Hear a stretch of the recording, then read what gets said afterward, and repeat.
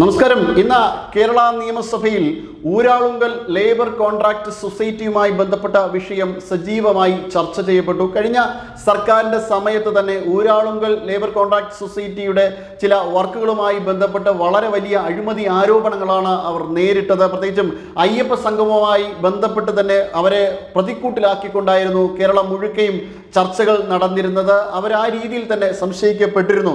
ഇന്ന് കേരള നിയമസഭയിൽ ഇതുമായി ബന്ധപ്പെട്ട ചോദ്യോത്തരങ്ങൾ ഉണ്ടാകുമ്പോഴും ആ രീതിയിൽ ഊരാളുങ്കൽ ലേബർ കോൺട്രാക്ട് സൊസൈറ്റി അഴിമതി നടത്തുന്നവരാണ്, അവരെക്കുറിച്ച് വളരെ നല്ല രീതിയിൽ അന്വേഷണങ്ങൾ നടക്കണം എന്ന തരത്തിൽ തന്നെയായിരുന്നു MLA മാർ ചോദ്യങ്ങൾ ഉന്നയിച്ചത്.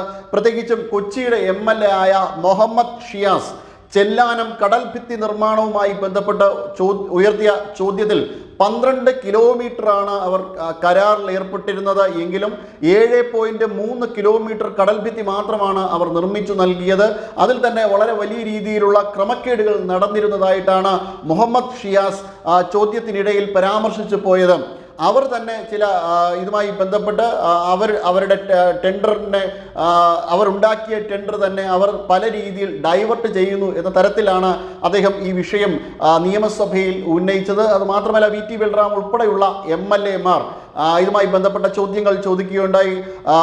BJPയുടെ MLA ആയ V മുരളീധരൻ ഇവരുടെ ബിറ്റുമിനസ് മായി ബന്ധപ്പെട്ട ഉള്ള കാര്യത്തെ, അതായത് ലേബർ കോൺട്രാക്ട് സൊസൈറ്റിയുടെ നിർമ്മാണവുമായി ബന്ധപ്പെട്ടുള്ള ചില കാര്യങ്ങൾ അദ്ദേഹത്തിൻ്റെ ഭാഗത്തു നിന്നും ചോദ്യങ്ങൾ ഉണ്ടായി. എന്തായാലും ഇന്ന് കേരള നിയമസഭയിൽ ഊരാളുങ്കൽ ഒരു വലിയ സജീവമായ ചർച്ച തന്നെയായിരുന്നു. ഈ ചർച്ചയുമായി ബന്ധപ്പെട്ട് കൂടുതൽ ഈ ലേബർ സൊസൈറ്റിയുടെ വർക്കുകളുമായി ബന്ധപ്പെട്ട കൂടുതൽ കാര്യങ്ങൾ അന്വേഷണ വിധേയമാക്കേണ്ടതാണ്.